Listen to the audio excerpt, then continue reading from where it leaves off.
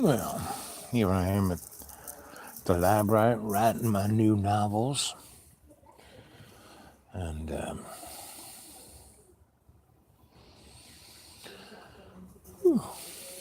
these computers are better than mine. But you need to go look at Blogspot, XRATTED Blogspot, and I have cuts 1 through 6. And go look at them. I'd love your feedback. You know, when I lived in, one of the things I love most about being at Cornell and living in Ithaca, New York, was the community that was there. And it was under pressure, meaning they basically succeeded from the union, right, for what the federal government was doing to them. And they were a smart bunch, so they actually, they had this thing, if you were to Google Ithaca Bucks, it would kind of bring up what they did. They basically developed their own economy and unplugged from the corporate world. And for 3 years, it was great. Everyone had a great time. They grew their own food. They created their own fuels. They distilled, alcohol, from the grass clippings. And they traded, chickens for babysitting, for this, for that. And, Cornell was there, and so was Ithaca College. So there were a lot of smart people who figured it out. And it went on for 3 years. And the thing that broke it wasn't the corporate structure. Basically stepped away and said, okay, we'll just ignore these guys. Because if you want to kill anything, you don't attack it. That's why they did what they did to begin with, because they were attacked by the corporate structure. And they responded in an amazing way. And then they were left to their own devices for about 3 years. And in the first 2.5 years, it was great. Everyone was having a great old time. But then people got bored. They wanted cable TV. They wanted they wanted to go to Disney World. They wanted to go outside the 3 counties. And anyway, and that's usually what happens. We are so addicted to the edifice of the superficial life that we have. And, that will be the interesting dynamic to see what happens to the cadre, if it steps up. We're kind of limited because, you're not all around me at the, deep green. You're all around me on this digital platform, which is, I think, really good, because I think one of the issues of our present culture, and that's what I'm writing about here.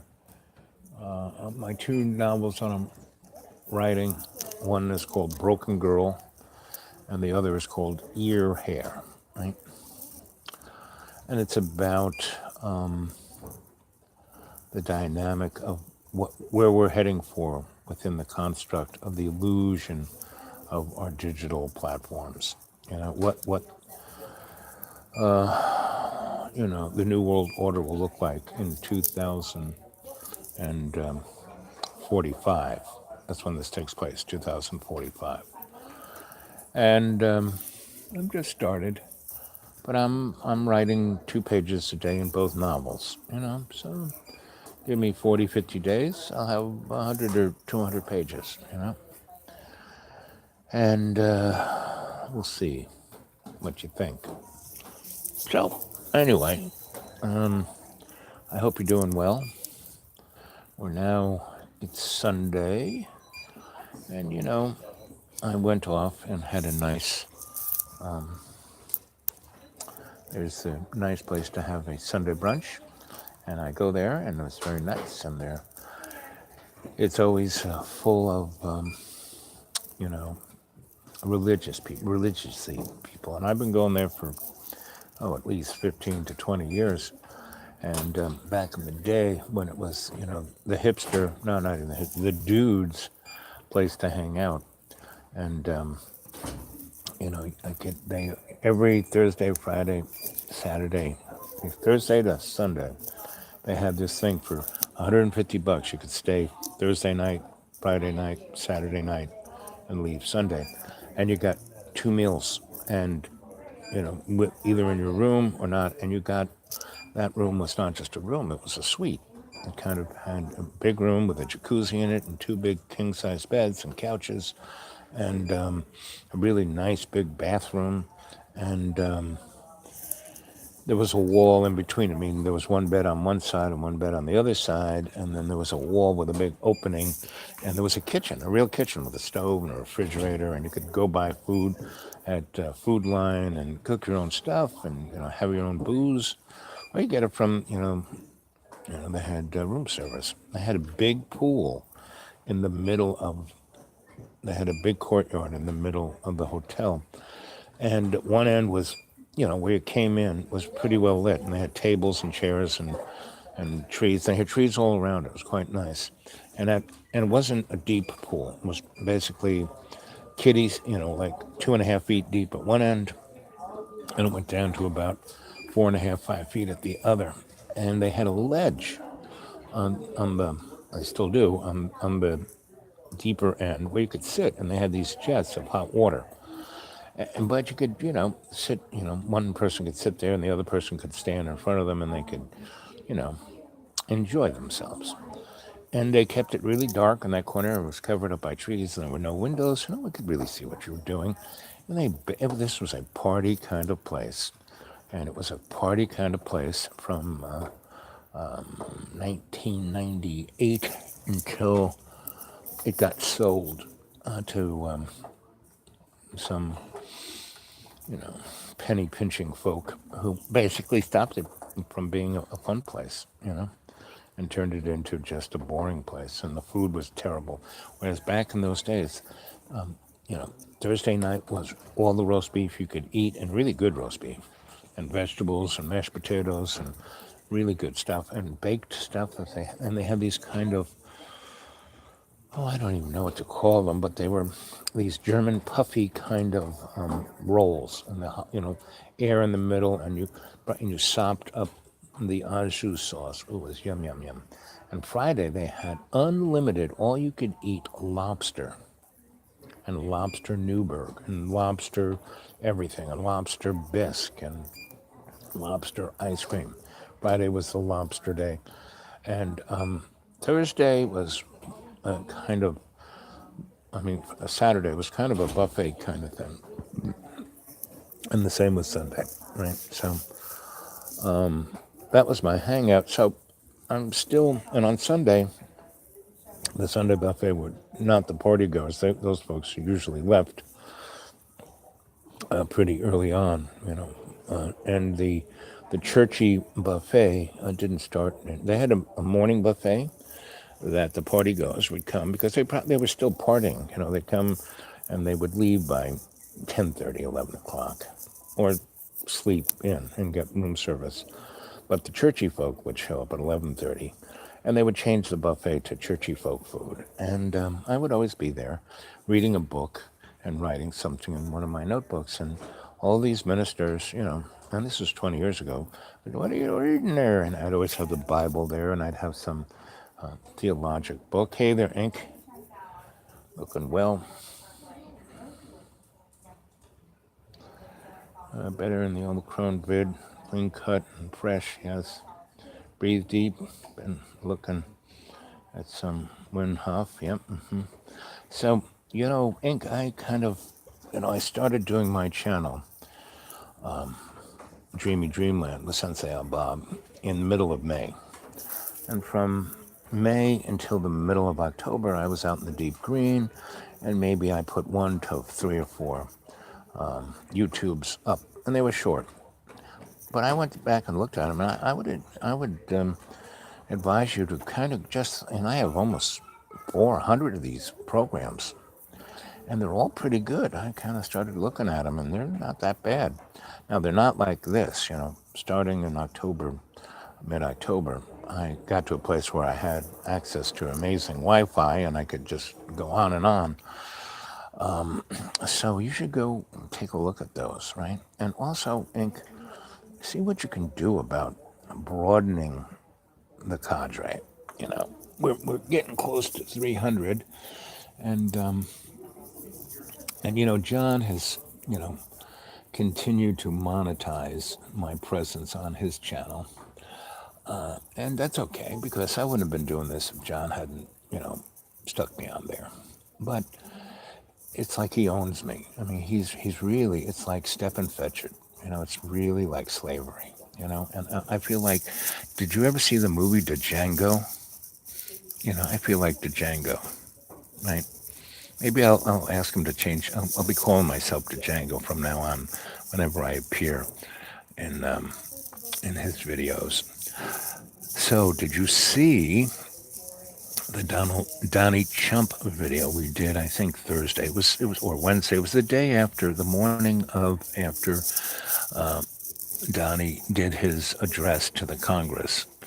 And if you want a real laugh, you should see it. It's really. I mean, this is, I think, at our best, because I kind of started off, and I kind of do my Donnie Chump, thing, and then John takes it over as the ghost of a fascist American, making a great America great again. And he's like dressed like one of the four horsemen, and then I kind of get tired of doing. He brings up a podium, and puts on the yellow skull cap, and basically starts talking like Donnie Chump, and I'm like over in the peanut gallery, and it's hilarious. I mean, it's like one of the best ones we ever did. I mean, this really, if John really ever wanted to make something out of his channel, we should really, but working with John is like trying to herd cats. I mean, I love the guy. He's my bud. That's why I don't give up on him. But it's like he does the same thing over and over again. Expect a different outcome. Well, I've been doing this for 30 years. Why am I, not an A-lister? Well, good luck with that. And in reality, his stuff is brilliant. And maybe in 30 years from now, people will look at him as some, like Vincent Van Gogh, you know. But Vincent he was expressing a vision. His mind was altered. He was doing absence. He was eating moldy bread. He was doing a lot of things that was, going on with his body chemistry. And so that's what his paintings were about. That's what he was seeing, right? And John, similarly, has a different worldview in a way that's not appreciated at this moment. Now, I appreciate it. A number of, people, I think, do, especially the cadre. They kind of keep going back and looking at it. And the thing is John's better self always comes through. But that's not what he lives by, and he torments himself miserably, you know, with anxiousness and what should I do? It's just, what do you do with life? You live it, right? I don't worry about anything. I've died 6 times. I'm in not the best shape, and I'm going. I've worked in hospitals a good portion of my life as a shrink, and I've worked with people who, were dying, you know, and I ease them into that portal. And I take you guys, like last night, we went to, the paranormal. Now, I think, that was a really good meditation.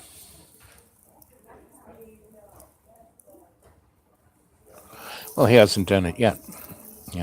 I had to do my own version, but none of that stuff. And he doesn't even put links in there.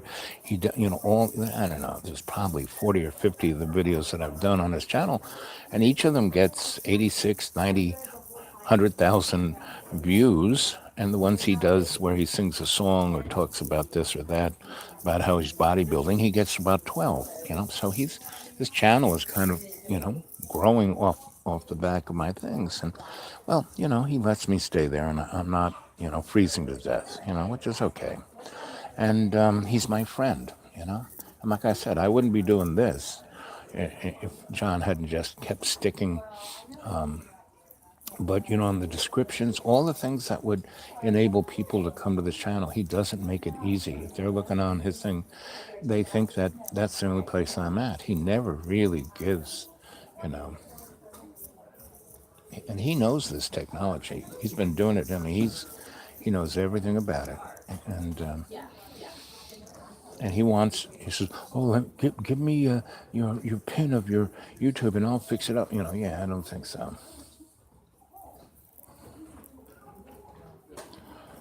I mean, if he actually knew what to worry about, I mean, this world is on the edge of forget about it. I'm amazed that we're still freaking here. You know, we should be toast. Back when I was at the UN and I kind of and I worked for DARPA, I kind of had semi access. I never let myself be written in. I just was there as a hanger on, as a Papa Smurf, and people understood that when I was around, things happened, and so they let me be around. It was like Manhattan Project. Why did they put Oppenheimer in charge?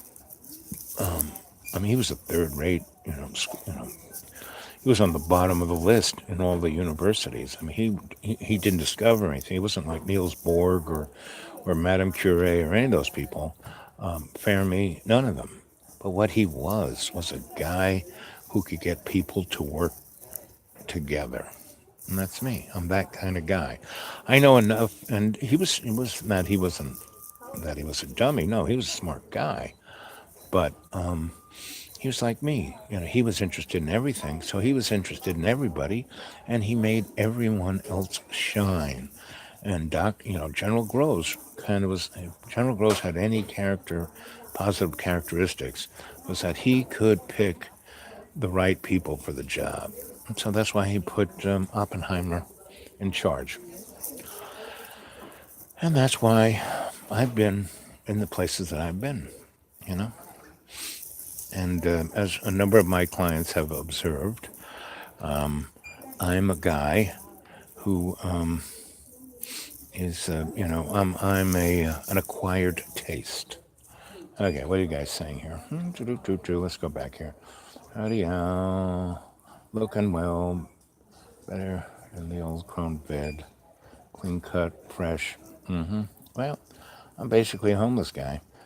Love the colors of your glasses. Yeah, well, I got them at the Dollar Tree when they're $1.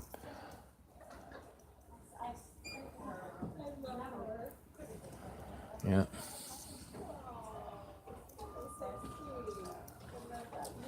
Yeah, what's the agreement? We had a contract and everything, but John never, he writes these contracts and then ignores them.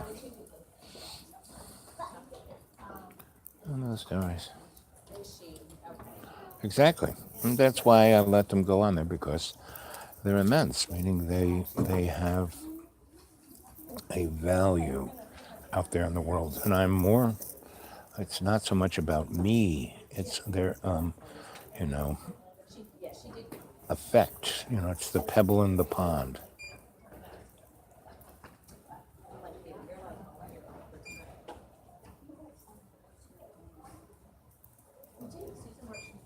Yep.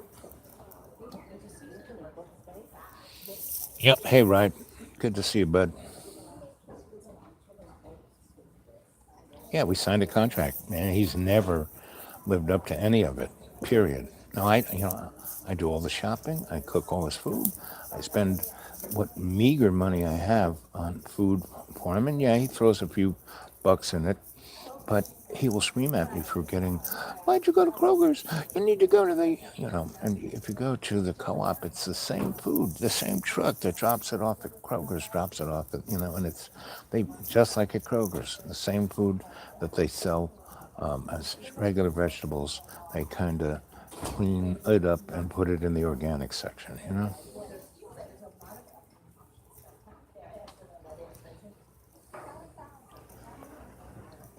But, it's my mom, Eden, he just needs to realize there's nothing to worry about. But, as my mother would always say, You can drag a horse to water, but you can't make it drink.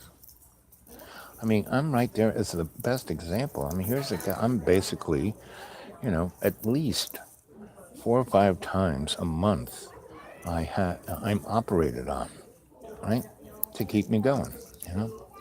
And I had those teeth taken out. It still hurts. And I mean, it's better than it was Tuesday, but it still hurts.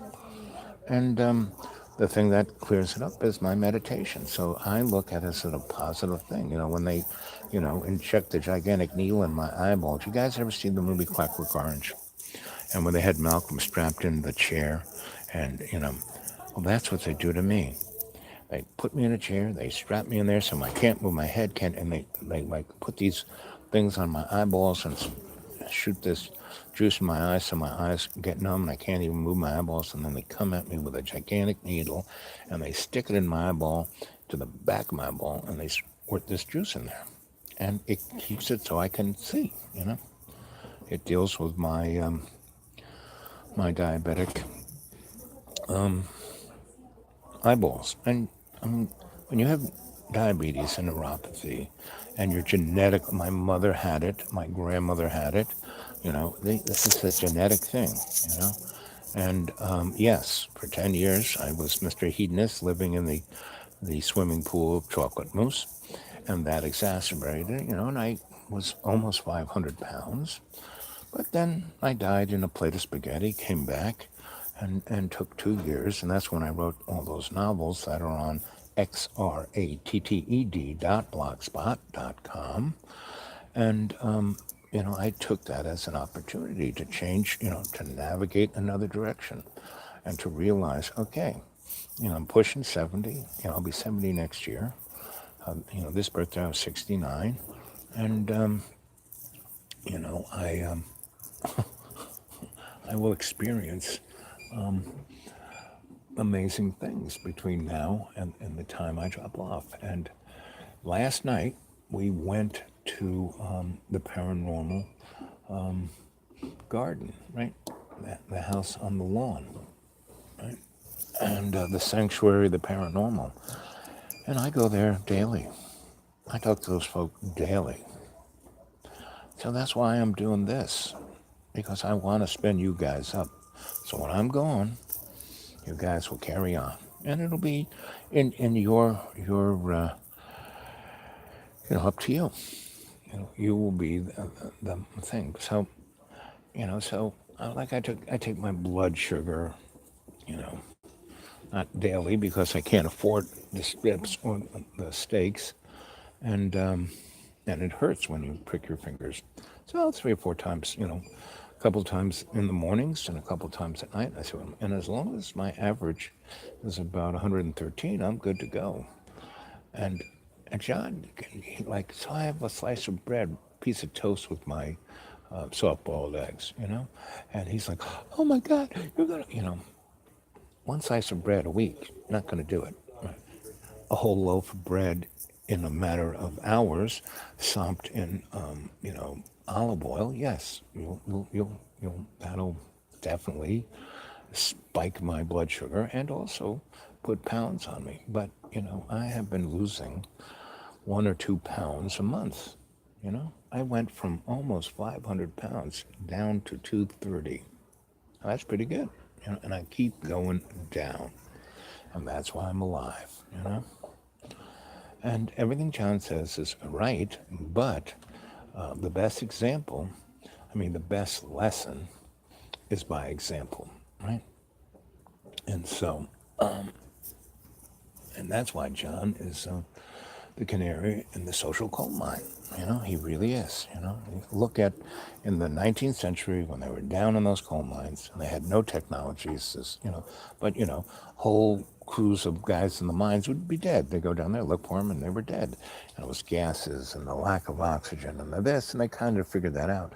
But they didn't have any devices to warn them, so they brought a bird, a canary, which is very sensitive, down into the pit with them. And I gave them so when the canary would die, they would get out of there.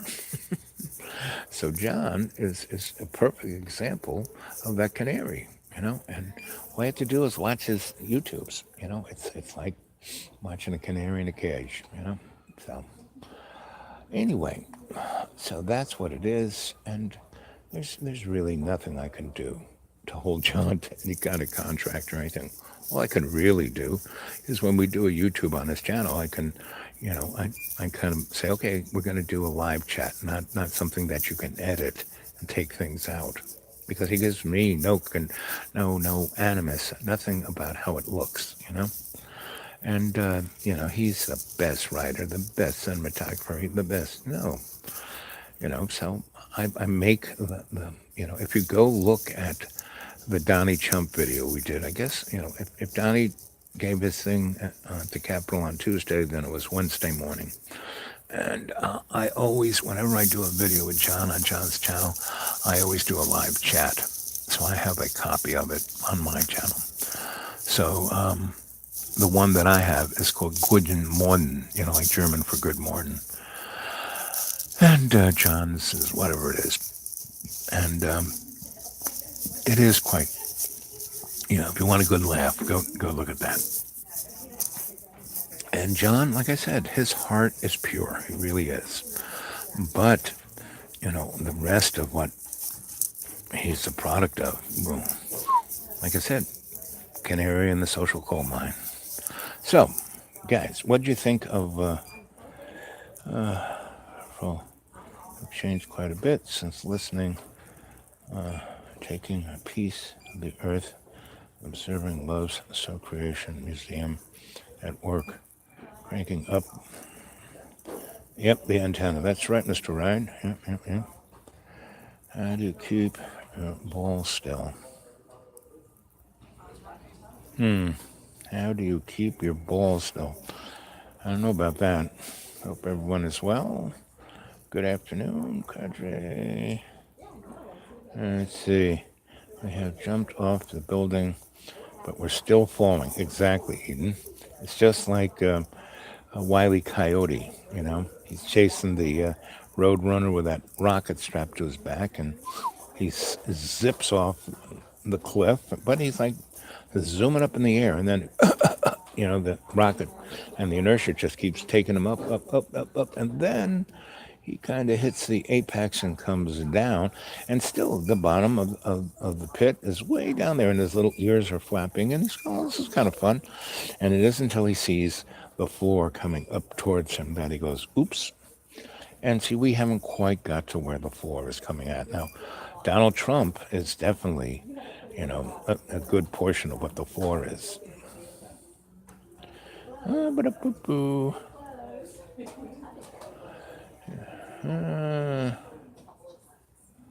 Boo-ba-da-boo-boo. Well, Eden, he just needs to realize there's nothing, right? Realize is the important word, right? And that is, why he is the canary in the coal mine, is that he represents the fact that the portion of the mud puppets, or, if you're a mud puppet, you don't realize anything. Your string just gets pulled. Your arm goes like this, You're not exercising your free will to realize anything. You're just a puppet. Boop, boop, boop, boo. Just a little trust. Yep. And that's what I do. I trust in the universe. I trust in love's. The only thing I have is faith and love's co-creation, right? That's why all of you, I can energetically, shamanically see all of your, connection to love's co-creation, especially last night when we were in the sanctuary of the paranormal, and there were all those creatures and monsters, and everyone realized that they weren't creatures and monsters, Everyone was looking at their intent,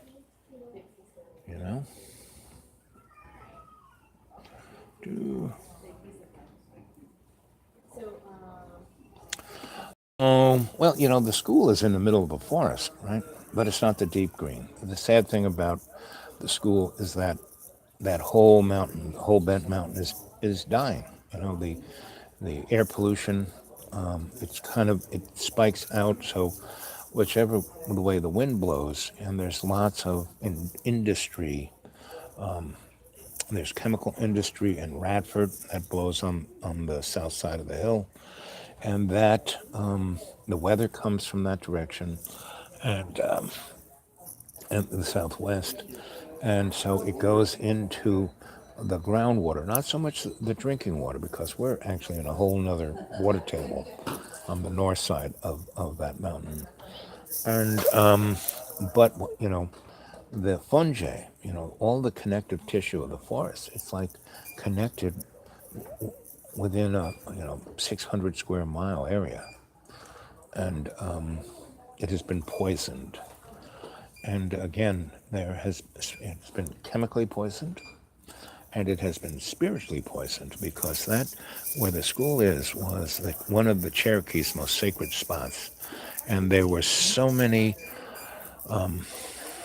indigenous people murdered there, and those spirits are there in a big time. And after the Civil War, the blacks and the Cherokees married. After Andrew Jackson murdered, sent the Cherokee,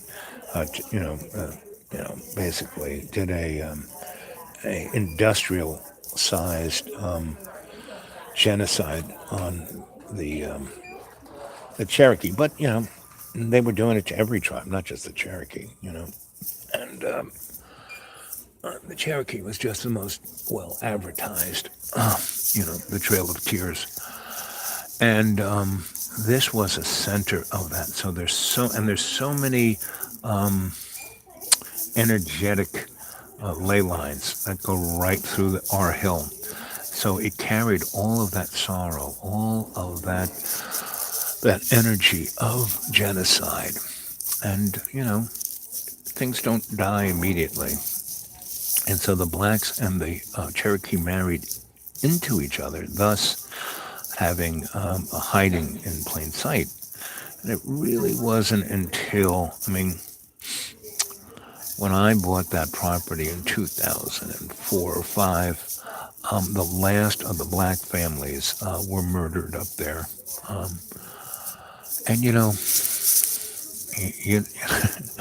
just look at who our governor, the three people in charge, the Democrats, you just look at what's going on with them, their college yearbooks, the guy who's our governor, on his page, on his yearbook page, there's a picture of a guy in a Ku Klux Klan, hood, and a white guy in blackface.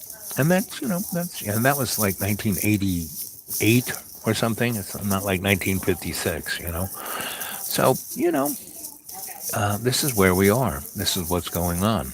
And John is a representative of that. Again, he is the canary. He grew up here. Yes, he's from New York, and his gene pool is not from here, but he grew up here. And that's kind of why he is the way he is. He's like, right? And he had no one had his back, really, right? At least he didn't feel that way, that's for sure. And I'm the closest thing. And if he sees this, he'll be, totally whacked out and want to throw me out. That's why I can't really say much, because, until it gets warm, this is the only place I can stay warm. Otherwise, I'm like living in my car, I live on $380 a month. And John spends close, I don't know how many thousands he spends, because he gets 10, 20 boxes a month from Amazon, or even more. Anyway, but, I'm not like dissing John, because John represents the American culture, the American people. He is what is going on, He can't, when I go to bed, I turn my phone off. The first thing I do, I don't grab my phone. I brush my teeth, I go have water with lemon squeeze in it. I meditate for an hour and a half before I even touch this thing, and I probably spend no more than 3 hours a day. No, maybe a little more, because some of our chats are 3 hours long.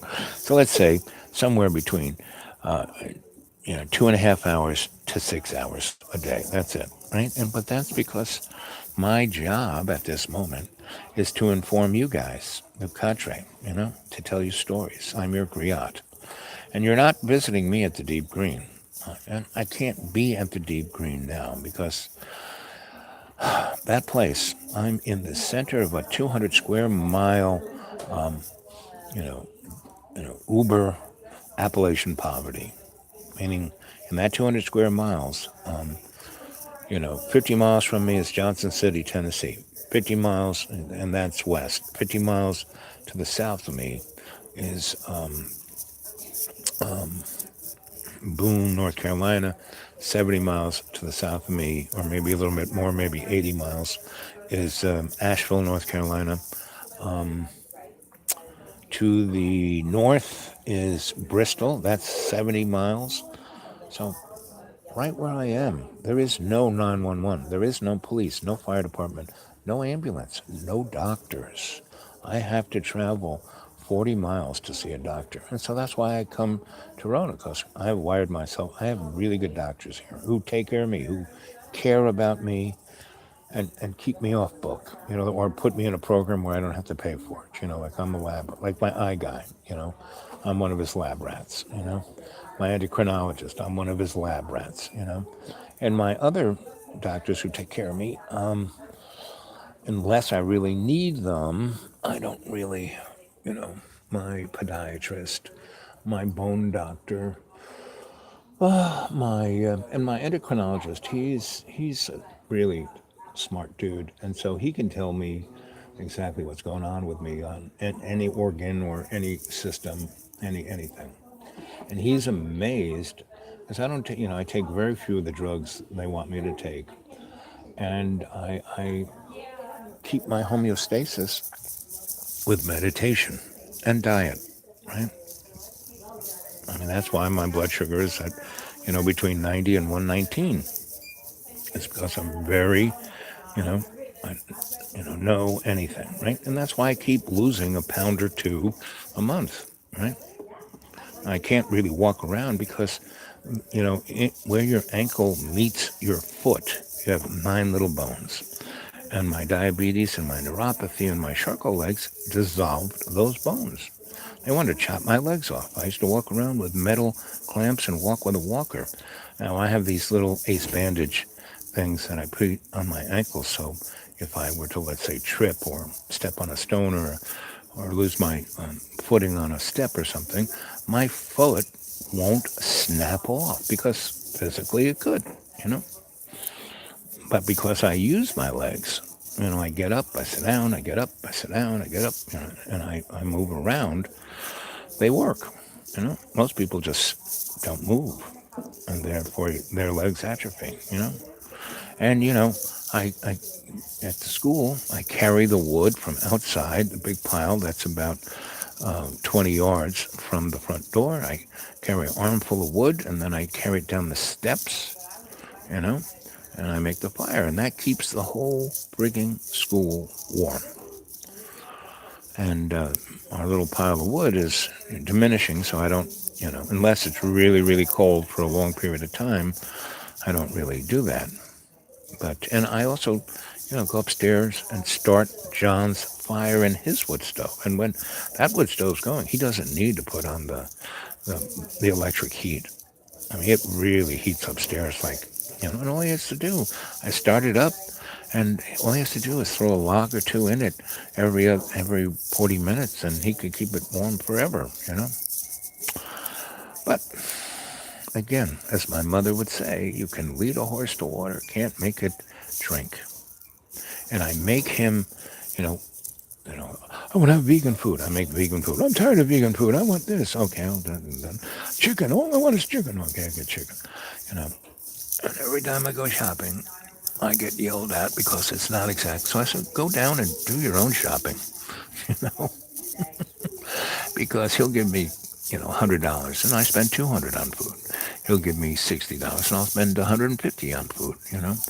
It's not like he's paying for it all, and it's okay, because I ate it too, But in the 2.5 years, every time he goes, "Did you shit in this? Did you, what did you, did you poison it?" And I'm eating it out of the same bowl as he is, right? And then he eats it and goes, "Wow, this is amazing, the best food I've ever had." He says that every time I make something. Does he ever say thank you? Never. Never has. 2.5 years. You know? He'll scream and yell at me, and then he says, "I'm sorry." I said, "John, I accept your apology, but try not to do it again." Because, it's very toxic when someone just hits you with both barrels of their angst. Again, this is, my little laboratory. You know, this is the greatest thing that I can do to prepare for myself to pass over. Because I'm letting go of everything. And that's why I'm talking to you guys, because I am your Sensei Al Bob. I'm your griot. I'm showing by example, right? And I'm showing you stuff I write. I'm showing you pictures from the old days, and I then take you in the evenings on shamanic journeys to these places. So I would love to, there's 5 of you, and I'm sure if Ink is still there, Jane, hey there, Jane. Uh, Last night, what did you think of the paranormal sanctuary?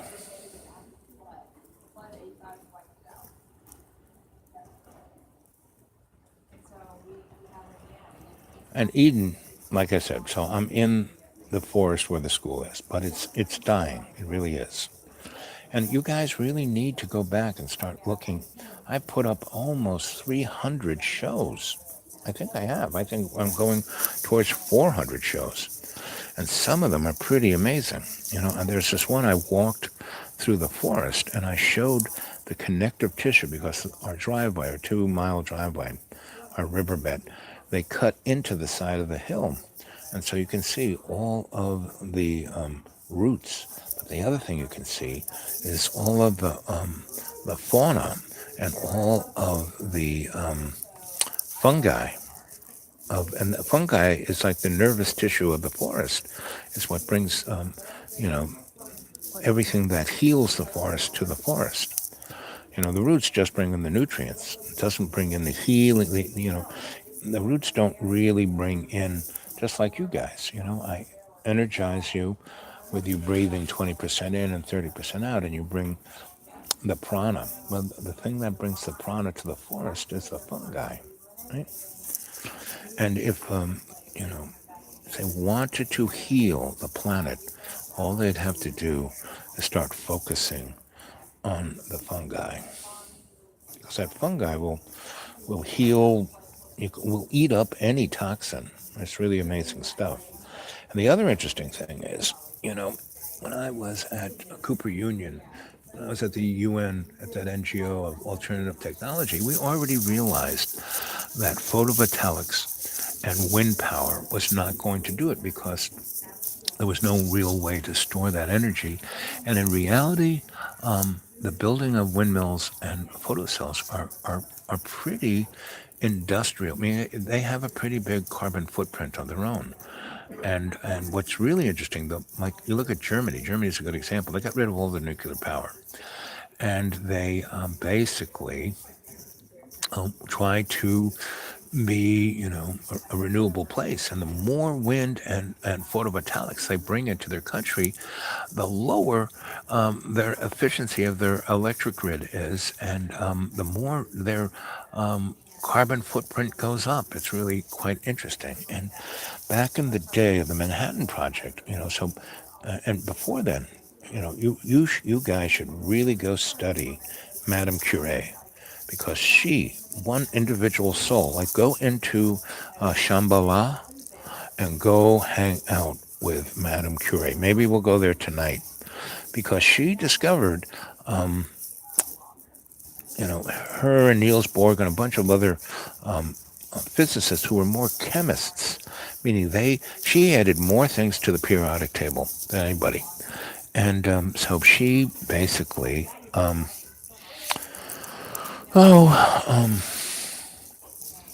discovered uranium and also thorium. These are two radioactive elements, right? And that's because they have more neutrons, and so they're like creating more friction. And she was the girl who figured out what radioactivity was, and you know, basically, unlocked the chemistry and the alchemy, because that's what all of that physics was alchemy. Anyway, she there was a fluoride compound that was a salt, and it was hard to get. You couldn't mine it. It came from other things, but as chemistry became more sophisticated, and the Germans were it. Those guys were the chemists. Whoa, baby! And they unlocked the secret of the fluorine atom, and they could produce it, and that's why we have aluminum. If it wasn't for hexafluoride, we wouldn't have frigging aluminum, or we wouldn't have U-235 either. And the only reason we have the reactors that we have is that it makes plutonium for weapons, whereas thorium is one of the most abundant materials on the planet.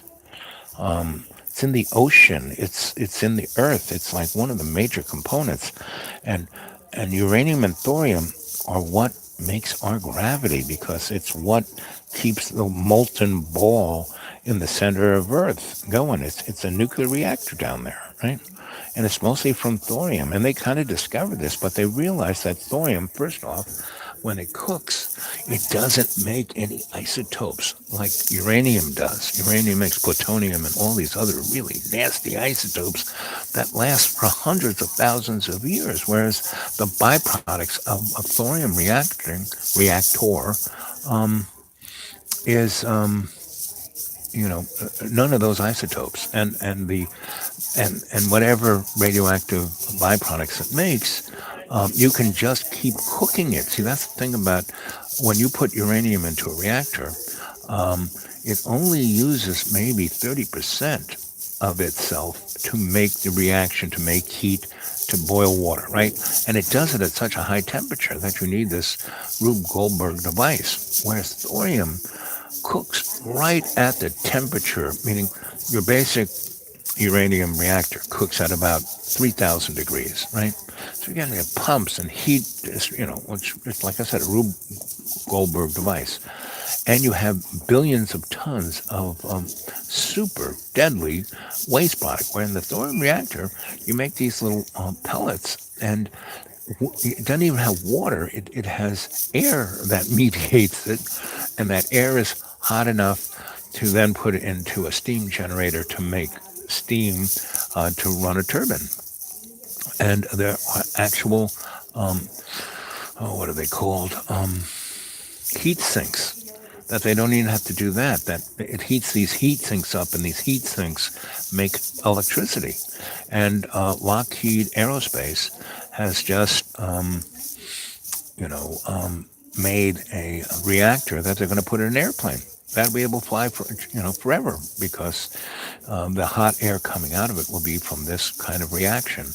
They're calling it fusion, but it's not. So, and the thing about a thorium reactor, it's like, a uranium reactor costs billions of dollars to make, and they're like art pieces, or one at a time, right? Whereas a thorium reactor could be the size of a bread truck and could be mass produced on a assembly line. And, we could have electricity for everything at the cost of what your cell phone is. And they've had this technology since the 1920s, but they can't make money out of it, and they can't make weapons-grade materials out of it, and that's why, whereas the Price-Anderson Act, which was passed in the late 40s, basically stated all commercial reactors have to be uranium reactors. And they gave the utilities, for every dollar they put in, they get $16 out. And every dollar they put in doesn't have to be theirs. They can take it from the ratepayers before they even put the plant online. And if the plant blows up, the utility company is not responsible. And that's why in California, all these fires, which have kind of been started by, Pacific Gas and Electric, who, because they're not thinking about the welfare of the public, they're thinking about their stock price, doesn't do any kind of maintenance, and then a transformer blows up in the woods, starts a fire. Well, because of the Price-Anderson Act, they have passed laws in California where the people can't sue PG&E. And it's just getting weirder and weirder, and really, really, this is not a good thing for the human race. We are in a corporate oligarchy, Anyway.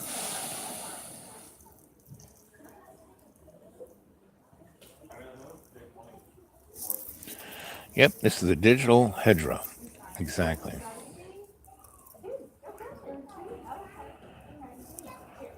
Yep.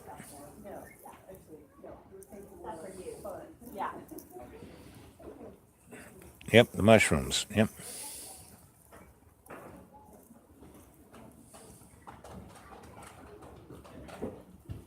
Exactly. Oh nine.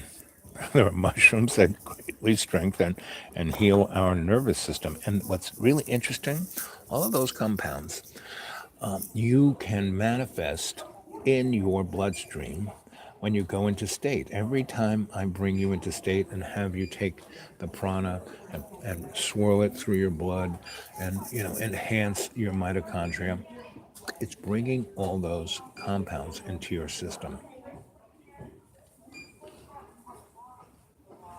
Let's see.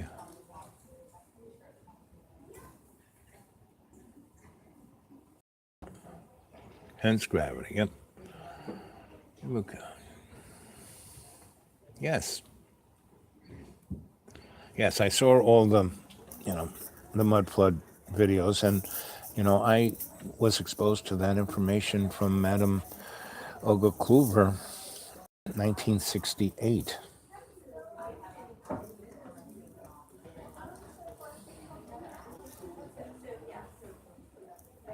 It's a portal, exactly, oh 09. The fireplace is a portal. Where do you think, what's her name from Harry Potter got that idea? It's none of the stuff that you see is made up. It's real. If you can't see it in state, it doesn't exist.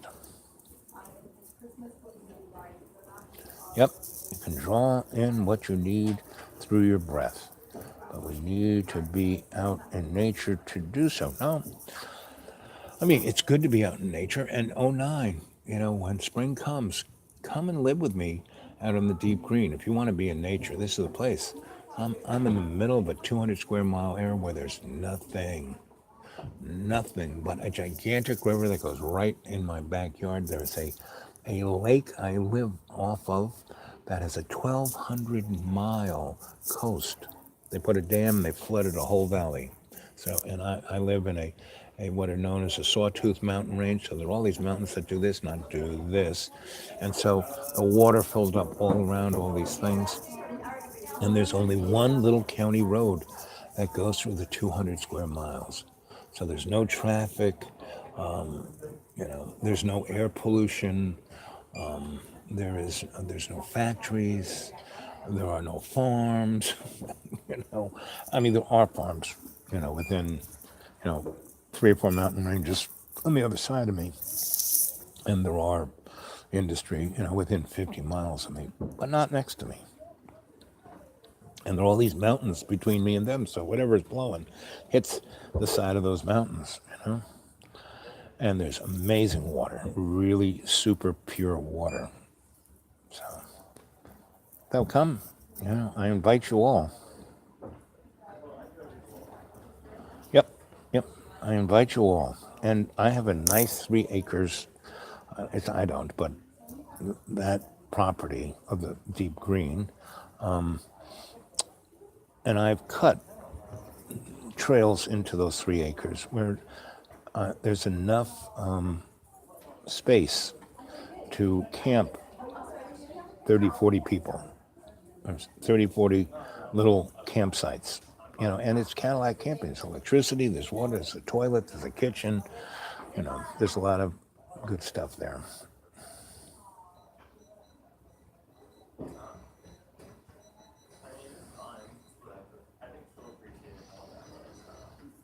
Yep, that's why I'm there.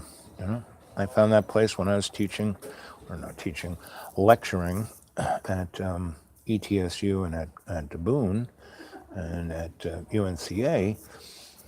The little road that I'm on, that was the back road between all of them.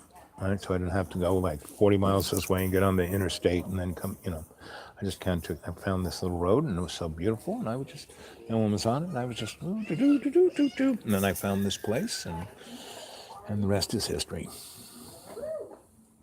And there's, this summer, there are so many berries. There's blueberries, blackberries, raspberries, no strawberries, and a whole bunch of other berries, wine berries, and they have different times. They don't all come out at the same time. They just, from May until October, they just keep coming out, right? And there are all kinds of leafy things in the forest that are like lettuce. They're in the same family, and I just go there with a pair of scissors, and I don't pull them up. I just clip them, have a little basket, just clip them, and wash them off and eat them. And berries and that, and unbelievably pure water. This whole summer, that's pretty much all. And I'd go to the IHOP, for my little splurge, because it had really good Wi-Fi and was the only place I could get a phone call out of. Meaning, where I am, my phone does not work. I have to drive 35 miles to make a phone call. Right? So, if I were to fall down or hurt myself, that would be it. There's nobody there. But I'm very careful where I walk and how I walk, and everything I do when I am in the deep green is a shamanic ceremony. So, I'm all good, And there are a lot of people around me who I've been living, I've been in that neck of the woods for 20 years. I know everybody. And, well,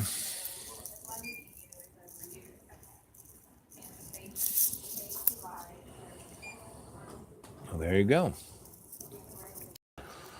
The frog is the grandson of the turtle, in the spiritual shamanic realm. Yep.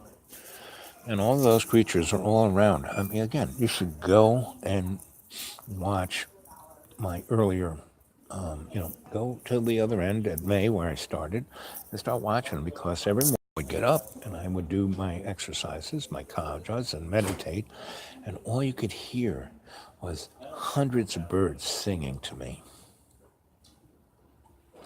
And up at the school, there used to be, not anymore. Since Inga died, I left and John took over, and the other drunks are up on that hill. The animal spirits have kind of, they're still there, but they're not singing.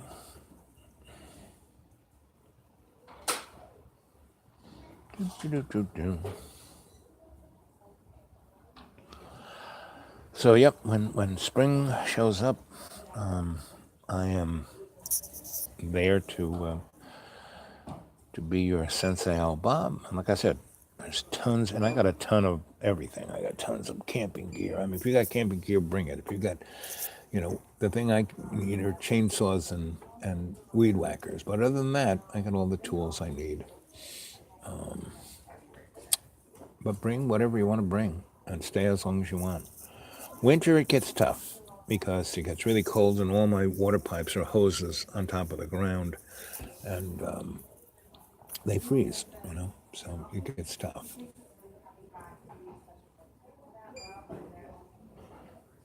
Whippoorwillows, yep.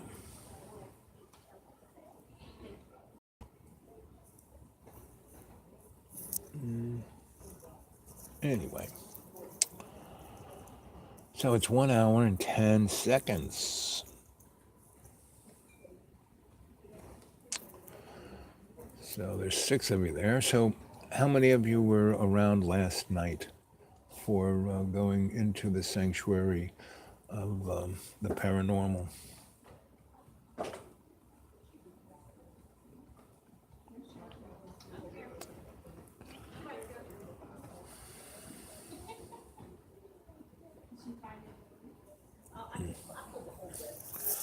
But see, guys, I mean, you just have to remember, I don't know, about a billion years ago or a few 100 million years ago, an asteroid hit our planet, killed everything. And in a short period of time, life was back again. So everything that we go, we're doing this, it's terrible, blah, blah, blah, blah, blah. Humans are like,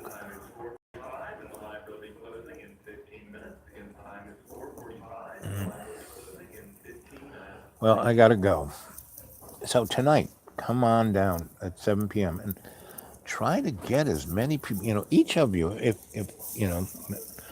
every time I do a chat, there's somewhere between 6 and 15 people. If each one of you were to call up some friends you knew and said, wow, you got to go check out Dreamy Dreamland with Sensei Al Bob, and have them come to the show and like this. I mean, there's 0 likes. Come on, hit that thing. You know, I want to build up the constituency a bit. But I don't care. That's not my reason for doing this, that's for sure. I don't need some kind of, narcissistic feedback loop. I just want more people to get a grip on what's happening and what they can do with their own life, right? Okay, so at 1 hour and 3 minutes and 33 seconds, I'm going to say, I'll see you tonight at 7 p.m. I'm going to get out of here in a comfortable kind of way. So I love you guys, and I'll see you soon. And have a good afternoon, and I hope you've enjoyed this little chat. And go to xratted.blogspot.com and give a read of all the 6 cuts, because there's some pretty good stuff there. It's all shamanic. It's all metaphor. It's all ceremony. You read it, it's going to really open some doors in you, right?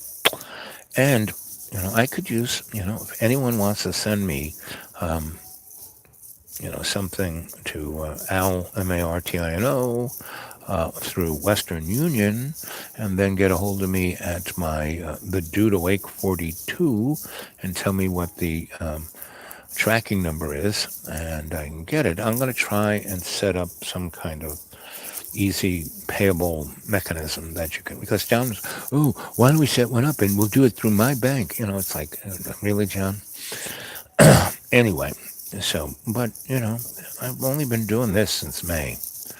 And I look at other people's who have, John's been doing it since 2000. And whenever YouTube started, he started doing it. So, pretty much people have a lot of following, or, they're not followed. How many people really look at their stuff? But I'm more into quality rather than quantity. So I love you guys. I'll see you tonight, and we'll go from there. Okay?